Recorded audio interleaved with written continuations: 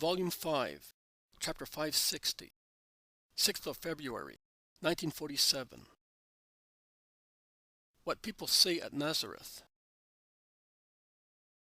And I tell you that you are all foolish if you believe such things. More foolish and ignorant than wethers that do not even know the rules of instinct, mutilated as they are. Some men are going around towns saying anathema of the Master, while others bring orders that, by the living God, cannot be given by him. You do not know him. I do. And I cannot believe that he has changed so much. Let them go about. Are you saying that they are his disciples? And who has ever seen them with him? Are you saying that some rabbis and Pharisees have mentioned his sins? And who has seen his sins? Have you ever heard him speak about anything obscene? Have you ever seen him commit sin? So, and can you believe that God would let him work such great deeds if he were a sinner? You are foolish, I tell you. Foolish, slow-witted, and ignorant, like country bumpkins who, for the first time, see a mountebank at a market and believe what he says. That's what you are like. Consider whether those who are wise and open-minded allow themselves to be seduced by the words of false disciples, who are the true enemies of the innocent, of our Jesus, whom you do not deserve to have as a son of our town. Consider whether Joanna of Chuza, I mean the wife of Herod's superintendent, Joanna, the princess, leaves Mary. Consider whether... Am I doing the right thing in telling you? Of course. I am doing the right thing because I am not speaking just for the sake of speaking, but to convince you all. Last month, did you see that beautiful wagon that came to our village and stopped outside Mary's house? Do you remember? The one who still was as beautiful as a house?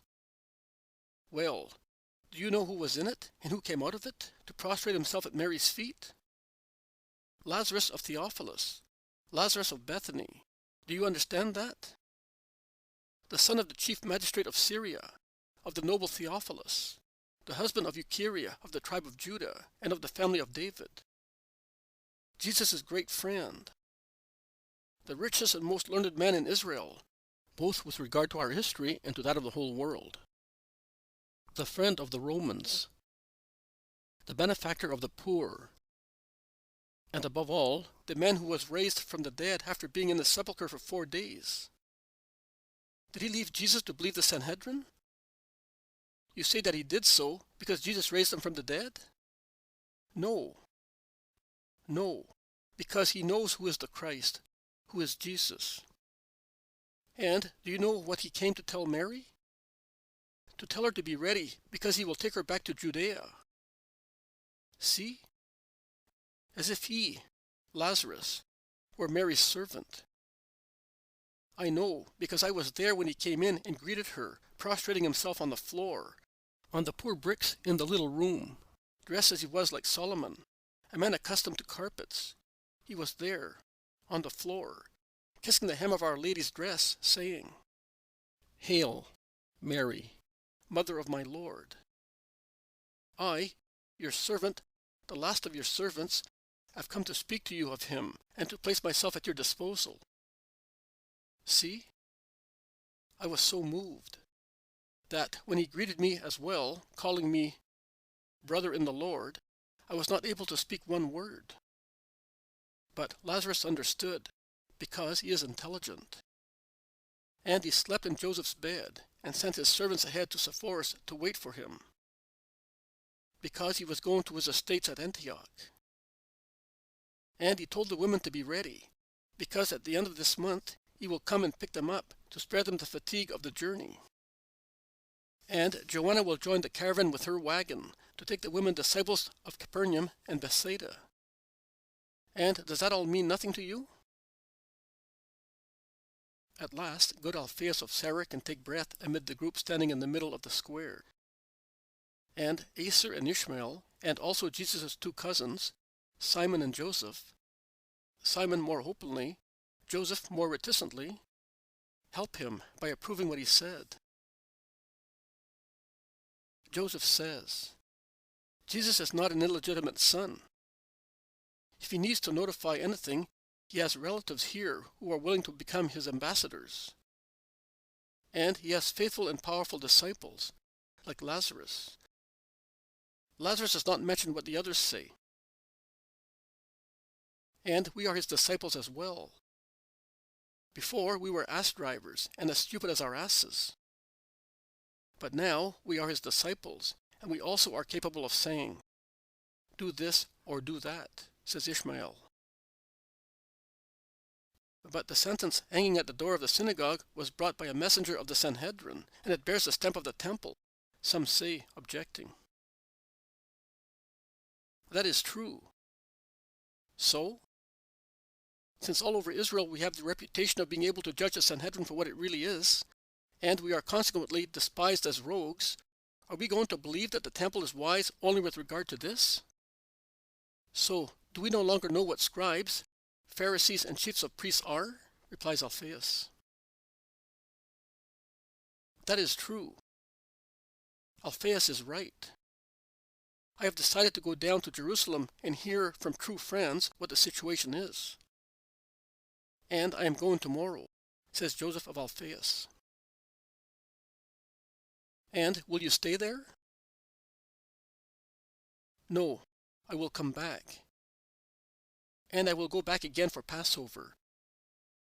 I cannot be away from home for a long time. It is a difficult task I am undertaking, but it is my duty to do so. I am the head of the family, and I am responsible for Jesus being in Judea. I insisted that he should go there. Man errs in judging. I thought that it was a good thing for him. Instead, may God forgive me. But I must at least follow the consequences of my advice at close quarters, in order to comfort my brother, says Joseph of Alphaeus in his slow, haughty way of speaking.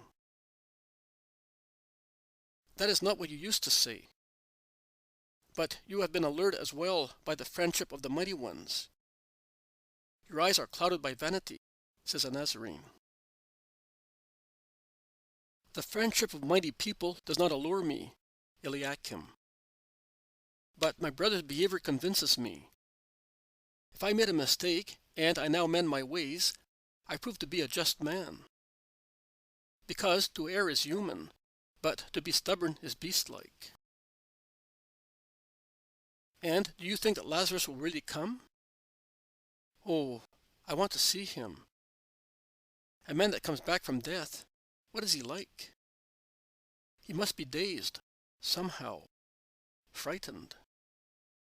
What does he say of his stay among the dead? Many ask Alphaeus of Sarah. He is just like you and me, cheerful, lively, tranquil. He does not speak of the other world, as if he did not remember, but he remembers his agony. Why did you not tell us that he was here? Of course, to let you invade the house. I withdrew myself. Some delicacy is necessary, isn't it? But when he comes back, will it not be possible for us to see him? Let us know. You will certainly be the caretaker of Mary's house, as usual. Certainly. It's a grace to be near her. But I will not inform anybody. You will have to do it yourselves. A wagon is easily seen, and Nazareth is not Antioch or Jerusalem, so that such a large wagon may pass unnoticed. Mount guard, and help yourselves. But that is something vain. Ensure, at least, that his town may not have the reputation of being foolish by believing the words of our Jesus' enemies. Don't believe them. Don't believe those who say that he is Satan, or those who provoke you to rise in his name. You would repent one day. Then, if the rest of Galilee fall into the trap and believe what is not true, so much the worse for them. Goodbye. I am going, because it is getting dark. And he goes away happily, having defended Jesus. The others remain to discuss. But although they are divided into two fields, and the more numerous is, unfortunately, the one of those who swallow everything, the proposal of Jesus' few friends prevails in the end, and they decide not to become excited and accept false charges or invitations to rise until the other towns in Galilee do so, as at present they are more cunning than Nazareth and laugh in the false ambassadors' faces, says Acer, the disciple.